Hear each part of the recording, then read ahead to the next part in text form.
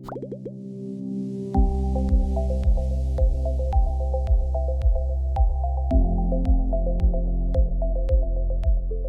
a previous video, we noted that you can trade in the Forex market via CFDs by committing only a small fragment of your funds through the use of leverage. Leverage is an investment strategy where the investor borrows capital to invest, and if they are successful, they can return the borrowed funds and enjoy the profits. Baby Peeps defines leverage as having the ability to control a large amount of money using none or very little of your own money and borrowing the rest. So, in retail FX trading, where traders use contracts for difference to trade currency pairs via leverage, the broker will set aside, for example, only $1,000 to allow you to control a position of the size of $100,000. That would mean that your leverage is 1 to 100, as practically you control a position sized 100K by setting aside only 1,000. And that is also called trading on a margin, with the $1,000 you commit from your funds being the margin. So practically, if for example Euro USD is trading at 1.10 and you choose to use 1 to 10 leverage, then you will only have to put up 1/10 of the investment. Let's assume that the investment is 10,000 euros. That will be put up as a margin, meaning only 1,000 euros. Or if you prefer, as Euro USD is trading at 1.10, $1,100. So for an investment of 10,000 euros, 1 to 100 leverage would mean that the amount you would have to commit, the margin required, would be 100 euros or $110.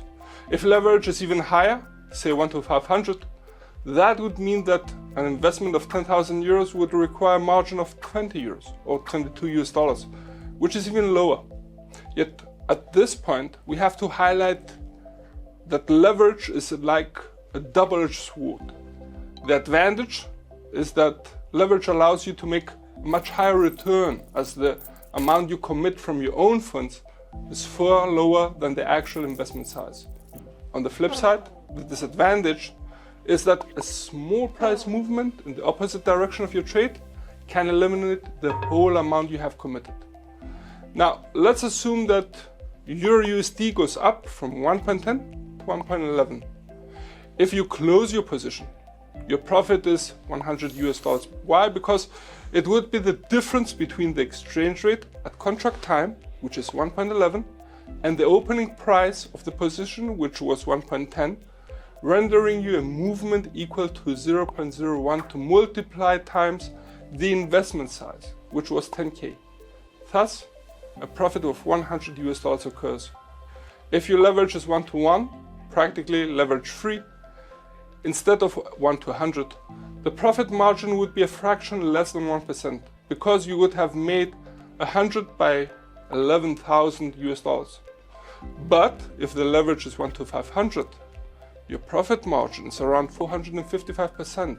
That would be 100 the profit by $22 the margin. That's much higher relatively to the amount invested.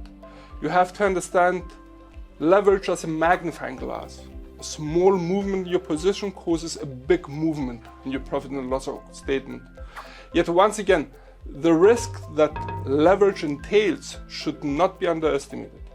And the relationship between leverage and risk is linear, meaning that the higher the leverage, the higher the risk. Thus, the decision on the level of leverage to be used should be left to the investor and the investor alone.